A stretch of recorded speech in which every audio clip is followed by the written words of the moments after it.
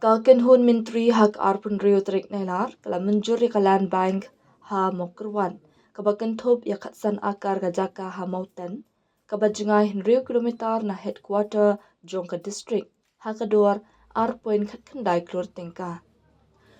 Umintri rang ba Konrad ke sangma ulaang, baka pisa na benta kalan bank, kaladap manglupa bat kadon bat kedisi office. Ka cabinet kala menjeru iki jingpen kala iki migrant workers rules da ka bapensha iki inspection enforcement kuna bat kikindon. La Pdiang ru iki rules ban pentrikam yaka floodplain zoning act arja apun rio. Today, the decision in the cabinet was the rules for the Meghalaya identification, registration, safety, and security of migrant workers was amended, and the new provisions where the Honorable Governor had made some observations. Those amendments now have been included. At the same time, there are certain more aspects of clarity in terms of definition of officers and the procedure of how they will implement this particular act.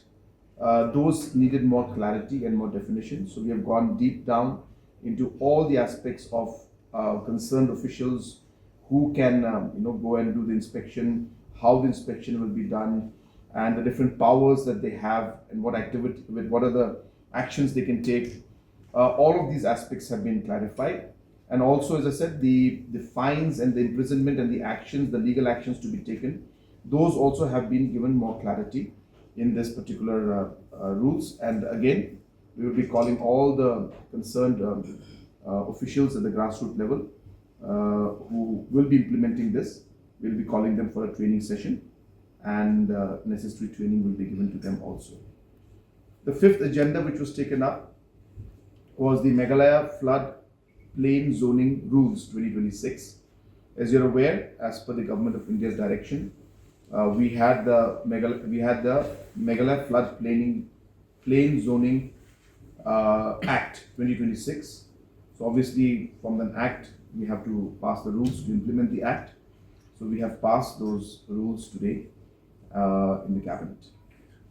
The sixth decision we took was creation of a land bank in Makurwat. If you remember, 14 years back when the district was formed, 14 or 11 years, I'm sorry, maybe 11 years, whenever the district was formed, about 11 or 12 years back, funds were given to all those districts to create a land bank, to create their office and administrative setup.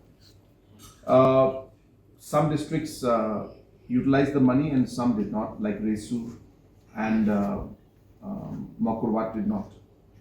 About a year back or something, we had cleared the land bank for Makurwat, for Resu, because the money is already with them. It's not that we have to give money. The money has been lying with them for 10 years plus now. But decision was not made on the land bank. So today we have decided on the land bank that is in Makurwat, and this was done as per the procedures followed at the Deputy Commissioner's level, where expression of interest and other procedures were called, and site visits were made, and based on that, 2 proposals were sent to us. The department, the GD department, then again communicated back to the Deputy Commissioner and said that, well, you have to give us 1 proposal. I mean, give the selection that you have. So based on that, the Deputy Commissioner has proposed and a land.